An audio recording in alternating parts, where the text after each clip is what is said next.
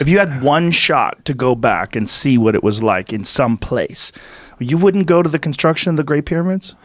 I think right now where I'd go is 12,800 years ago in the beginning of the Younger Dryas. Just to see. Because I think that's where the whole human story changes. I think that's where we change tracks from one path to another path. And following those cataclysmic events of the Younger Dryas between 12,800 and 11,600 years ago, following those, the signs of civilization that we see emerging are not the beginnings of civilization. They're a restarting of civilization that had existed before the cataclysm. And for that reason, I would like to be present during that cataclysmic event, if only to satisfy myself that it was indeed a comet. You see, the one thing there's no dispute about anymore is that the Younger Dryas was a cataclysm. You can't argue about that. The megafauna that die off, the disruption of human activity that takes place at that time, the huge climate changes.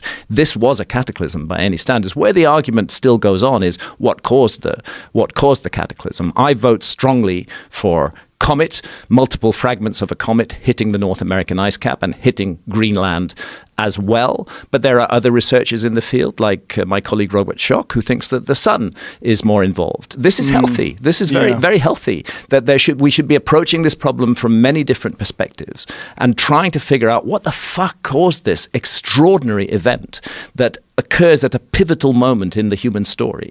The end of the Stone Age, the beginning of the Mesolithic, the end of the Ice Age, the beginning of the current age of the Earth. And suddenly we see these signs of civilization appearing, and in places like Göbekli Tepe, those signs already include highly sophisticated knowledge. And that's why I feel we really need to investigate the Amazon. There are three places in the world which are really lacking in investigation right now.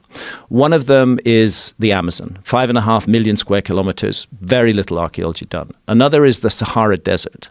The Sahara Desert, tough place to work. I can understand why there's little archaeology done there, but the Sahara Desert was green during the Ice Age. It had a completely different climate regime. We should consider the possibility that missing parts of the human story are there. And then under the continental shelves, because sea level rose 400 feet. These are three domains that archaeology has largely not investigated, and it has largely not done so. They say, well, why would we spend the money on marine archaeology? It's much better to spend it on looking for shipwrecks rather than looking for signs of a lost civilization, because we archaeologists know there was no lost civilization.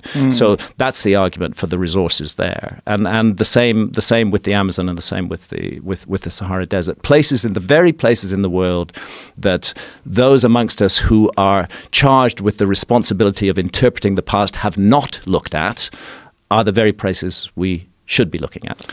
I had a thought once while I was under the influence, and it was a thought that one day computational powers will reach a point where they will be able to take into consideration all of the objects on Earth and what we know about the history and vividly recreate the past through computation, to the point where you could actually know who did what, when people did things, and that, I mean, I don't even know if this would be physical.